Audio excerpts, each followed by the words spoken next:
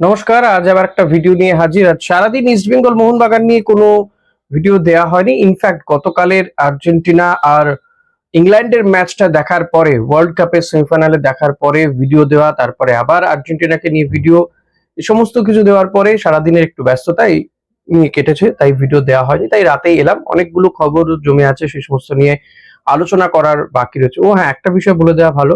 দেখুন, আমি কোনো চ্যানেল নই, আমি একা কোনো চ্যানেল হতেও পারবো না। আমি খবর পাই কিছু, কিছু খবর যেটা পাওয়া যায় সূত্র মারফত, সে সমস্ত নিয়ে আলোচনা করি। তাই আমার কাজ ব্রেকিং দেওয়া নয়, ব্রেকিং দেওয়ার কাজ এখানে অন্তত নয়। ইউটিউব চ্যানেলে আমি ব্রেকিং দিতে চ্যানেল খুলিনি, মানে অন্তত খবরের চ্যানেল খুলিনি। বিং আ জার্নালিস্ট খবর আসে, বন্ধু বান্ধবের মারফতে খবর আসে, বাতাসে বেশ কিছু খবর ভাসে, সেই সমস্ত খবর নিয়ে মূলত আলোচনা করা, ট্যাকটিক্যাল দিকগুলো যতটা আমি বুঝি সেটাই আমার কাজ, সেটাই করি। যাই হোক, তো শুরু করা যাক। আজকের ভিডিওতে অতি অবশ্যই ইস্ট বেঙ্গলের খবর থাকবে, মোহনবাগানের খবরও থাকবে, ইস্ট বেঙ্গলের বিদেশি নিয়েও আলোচনা করার রয়েছে। তো চলুন শুরু করা যাক। অনেক ভূমিতা হচ্ছে, ভূমিতার পরে ভিডিওটা শুরু করা যাক। মোহনবাগান কলকাতা লিগের ম্যাচে আজকে নেমেছিল খিদিরপুর এসসির বিরুদ্ধে, কিন্তু তারা ম্যাচটা ড্র করলো 1-1 গোলে।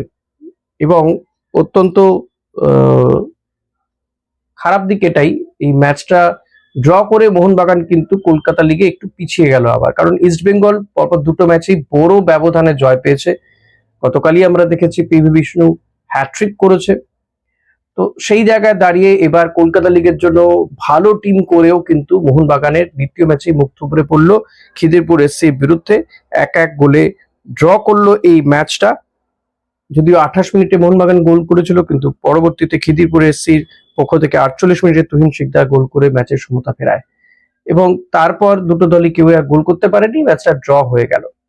এবার মোহনবাগান আবার এই আইএফএ কে তারা এই নিয়ে অভিযোগ করেছে যে শিডিউল নিয়ে, ম্যাচ ফিক্সচার নিয়ে তারা তাদের অভিযোগ জানিয়েছে বলে জানা যাচ্ছে, সন্তুষ্ট নয়। এখন ম্যাচ ড্র হওয়ার ফলে কি এই অসন্তুষ্টি জেগে উঠলো, নাকি আগে থেকে জেগেছে, এটা একটা জানার বিষয়। তবে কি কারণে অসন্তুষ্টি, মানে সঠিক কারণটার কথা বলছি, আমার বোধগম্য হচ্ছে না। একই শিডিউলে বাকিরাও তো খেলছে, ইস্ট বেঙ্গলও খেলছে। যাই হোক, ইস্ট বেঙ্গল এখনো পর্যন্ত কলকাতা লিগের সূচি নিয়ে কোনো অভিযোগ জানায়নি। ডুরান্ডের সূচি নিয়ে অভিযোগ তাদের রয়েছে, মোহনবাগানেরও রয়েছে। এদিকে মোহনবাগান তারা আরো একজন ডিফেন্ডারকে সাইন করতে চলেছে, শোনা যাচ্ছে 3 বছরের চুক্তিতে অ্যালেক্স সাজি সে আসতে চলেছে। এর আগেও তাকে কলকাতার ক্লাবে খেলতে দেখা যাবে এমন জল্পনা ছড়িয়েছিল ইস্ট বেঙ্গল মোহনবাগানে, জল্পনা ছড়িয়েছিল গত সিজনেও আমরা শুনেছি। কিন্তু শেষমেশ অ্যালেক্স সাজি তিনি আসছেন মোহনবাগানে, এবং 3 বছরের চুক্তিতে মোহনবাগানে আসতে পারেন না, ধরেই রাখুন অলমোস্ট ডিলটা ডান হয়ে গেছে অ্যালেক্স সাজির। এবং অ্যালেক্স সাজি এলে নিঃসন্দেহে মোহনবাগানের যে ডিফেন্স, সেই ডিফেন্স তো আরো শক্তপোক্ত হবে, এটার বলার অপেক্ষা রাখে না। অ্যালেক্স সাজির মতন ডিফেন্ডার সত্যি মোহনবাগানে শক্তি যোগাবে, সেন্টার ব্যাক। এবং এই সইটা যদি হয় তাহলে মোহনবাগানের ডিফেন্সটা আরো শক্তিশালী হবে, লাইন আপটা। স্পোর্টিং ক্লাব দিল্লি থেকে 3 বছরের চুক্তিতে সই করতে সম্মত হয়েছে অ্যালেক্স সাজি, এমনটাই জানা যাচ্ছে। এবং নিঃসন্দেহে মোহনবাগান এটা নিয়ে অ্যানাউন্সমেন্ট করবে, অফিসিয়াল অ্যানাউন্সমেন্ট করবে বলেই তো আমার মনে হয়। তবে একেবারে চুপি চুপি ব্যাপারটা ঘটছে, কারণ এর আগে বিষয়টি জানা যায়নি। এদিকে ইস্ট বেঙ্গল তারা আরো একজন বিদেশির খোঁজে রয়েছে, এবং অলমোস্ট অনেকটাই কথাবার্তা এগিয়েছে বলে জানা যাচ্ছে বিদেশি স্ট্রাইকারের খোঁজে এবার। এবং এই স্ট্রাইকার, শোনা যাচ্ছে যে স্ট্রাইকারের সঙ্গে অনেক দূর কথাবার্তা হয়েছে। আপনাদের আগেও আমি হিন্টস দিয়েছিলাম যে উরুগুয়ের একজন স্ট্রাইকারের সাথে ইস্ট বেঙ্গলের কথাবার্তা চলছে, যদিও সে ব্যাপারে তারপর আর কোনো তেমন আপডেট দিতে পারেনি, যে কে তিনি, কোথায় খেলছিলেন লাস্ট ইয়ার, সে বিষয়গুলো জানা যায়নি। তবে এখন আস্তে আস্তে বেরিয়ে আসছে। আজকে তো আমি সকাল থেকেই দেখছি অনেকেই খবর করেছে, বাট আমি যেহেতু খবরটা করতে পারিনি, দিতে পারিনি, আপনাদের সামনে আসতে পারিনি, তাই আর বিষয়টি দেওয়া হয়নি।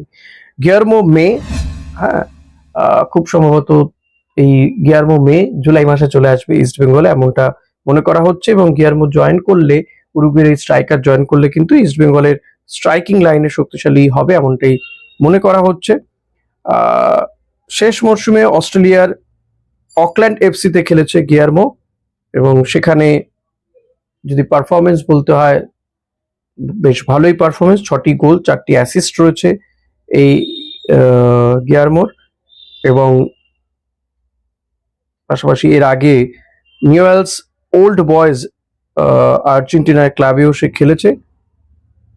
5 ফুট 11 ইঞ্চির এই স্ট্রাইকার, বাপায়ের ফুটবলার মূলত জানা যাচ্ছে, এবং বক্সে ফিনিশিং এর ক্ষেত্রে লালুল ব্রিগেডকে বাড়তি সুবিধা দেবে বলে মনে করা হচ্ছে। ভার্সাটাইলিটি আছে, বহুমুখী প্রতিভা আছে, একেবারে যে প্রথাগত স্ট্রাইকার এমনটাও নয়, বল হোল্ড করে খেলার ক্ষমতা রয়েছে। উইঙ্গার পজিশনেও সে খেলতে পারে, উইং পজিশনেও সে খেলতে পারে, পাস বাড়াতে 1-to-1 পজিশন তৈরি করতে ওস্তাদ এই মেয়ে। ফলে ইস্ট বেঙ্গলের দেশীয় এবং বিদেশি উইঙ্গাররা বক্সে অনেক বেশি করে সচল হবে, বল পাবে, এমনটাই কিন্তু মনে করা হচ্ছে। এবং অ্যান্টনিও লোপেস আবাসের অন্যতম পছন্দের এই প্লেয়ার, এবং ডিফেন্সিভ ওয়ার্কলোডও সে নিতে পারে বলে মনে করা হচ্ছে, প্রয়োজনে সে ডিফেন্সিভ ওয়ার্কলোডও নিতে পারে। এবার আপনারা বলুন যে আপনাদের এক্ষেত্রে কি মনে হয় যে এই স্ট্রাইকার যদি ইস্ট বেঙ্গলে আসে কতটা শক্তিশালী হবে ইস্ট বেঙ্গল? এবং গতবার আমরা ইউসুফ এজাজারিকে দেখেছিলাম ঠিকই, কিন্তু এই উরুগুয়ের এই স্ট্রাইকারটি যদি দলে আসে ইস্ট বেঙ্গলে, তাহলে east Bengal striking line up বা ফরওয়ার্ড লাইনে কতটা শক্তিশালী হবে বলে আপনাদের মনে হচ্ছে, সেটা অতি অবশ্যই কমেন্ট বক্সে জানাবেন। এবং এই যে অ্যালেক্স সাজি মোহনবাগান জয়েন করছে, শোনা যাচ্ছে মোহনবাগান হয়তো সেক্ষেত্রে তাদের যে ডিফেন্সিভ লাইন আপ, মেহতাব কিংবা রাহুল বেকে, শুভাশিস বোস, এদিকে অভিষেক টেকচাম সিং, তারপর বিদেশি রড্রিগেজ তো রয়েছে, তো এর মধ্যে শোনা যাচ্ছে যে ভালো দর যদি কোথাও পাওয়া যায় তাহলে কিন্তু মোহনবাগান মেহতাব সিংকে ছেড়েও দিতে পারে, এমনটাও কিন্তু মনে করা হচ্ছে। এই বিষয়টা কিন্তু একটা খুবই অ্যালার্মিং বিষয়, যে কোথাও গিয়ে তার মানে মেহতাব তার দলকে খুশি করতে পারেনি, বা মেহতাবের পারফরমেন্সে কিন্তু দল খুশি নয়, সেই কারণেই তারা অ্যালেক্স সাজির মতন এমন একজন সেন্টার ব্যাককেও খুঁজে রেখেছে বা খুঁজে নিয়েছে। তো এখন দেখা যাক যে সত্যি সত্যি মেহতাবকে ছেড়ে দিয়ে অ্যালেক্স সাজিকে নেওয়া হয় কিনা, নাকি অ্যালেক্স সাজি, মেহতাব, রাহুল বেকে এরা সবাই একসঙ্গেই থাকবে, সেটাই দেখতে হবে। তবে নিঃসন্দেহে এই ভারতীয় যে লাইন আপটা, ডিফেন্স লাইন আপটা হচ্ছে, সেটাও কিন্তু যথেষ্ট শক্তিশালী হচ্ছে। ফলত প্যানাজিওটিস দেলাম প্যারিসের কাজটা কিন্তু অনেকটা সহজ করে দেবে এই প্লেয়াররা। এখন সত্যি এইটা একটা দেখার বিষয় যে এই টিম কতটা ফুল ফোটাতে পারে, তারকার সমাবেশ করছে কার্যত। হম অপরদিকে যদি বলতে হয় যে ইস্ট বেঙ্গলে ডিফেন্স লাইন আপটাও মোটামুটি তৈরি হচ্ছে। ইস্ট বেঙ্গল যদি এই স্ট্রাইকারটা হয়ে যায় তাহলে শেষমেশ 4জন প্লেয়ার হয়ে যাবে। এরপরে ইস্ট বেঙ্গল কোনো ডিফেন্সের প্লেয়ার নেবে, নাকি মিডফিল্ডার, অ্যাটাকিং মিডফিল্ডারের একজনের কথা শোনা যাচ্ছে, জানি না সে আসবে কিনা। তো নাকি অ্যাটাকিং মিডফিল্ডার, নাকি জোড়া স্ট্রাইকার নেবে, সেটাও একটা দেখার বিষয়। শোনা যাচ্ছিল যে ইস্ট বেঙ্গল হয়তো জোড়া স্ট্রাইকার নেবে, উরুগুয়ের এবং একজন আফ্রিকান কান্ট্রির স্ট্রাইকারও আসার কথা রয়েছে ইস্ট বেঙ্গলে। লেটস সি কি হয়, যে ইস্ট বেঙ্গল জোড়া স্ট্রাইকার নিয়ে আগামী মরশুম খেলতে নামে কিনা। গত মরশুমেও জোড়া স্ট্রাইকার ছিল আইএসএল এ, তার আগে ছিল না অবশ্য, তবে ভারতীয় স্ট্রাইকাররাও রয়েছে। এক্ষেত্রে আমার মনে হয় যে আমি আমি মনে করি যে এই প্লেয়ারটিকে, জেসেন্টিকে কেউ সুযোগ দেওয়া উচিত, কারণ ওর একটা মানে ন্যাচারাল গেম আছে, গোল করার একটা ওর মধ্যে সেই কোয়ালিটিটা রয়েছে এবং অ্যাসিস্ট করার ক্ষমতা রয়েছে। তো আমার মনে হয় প্লেয়ারটিকে একটু সুযোগ দেওয়া উচিত। লেটস সি, আপনাদেরও কি মনে হয় অতি অবশ্যই জানাবেন কমেন্ট করে। ভিডিওটা ভালো লাগলে লাইক কমেন্ট শেয়ার করবেন, চ্যানেলে নতুন হলে সাবস্ক্রাইব করবেন। Thank you.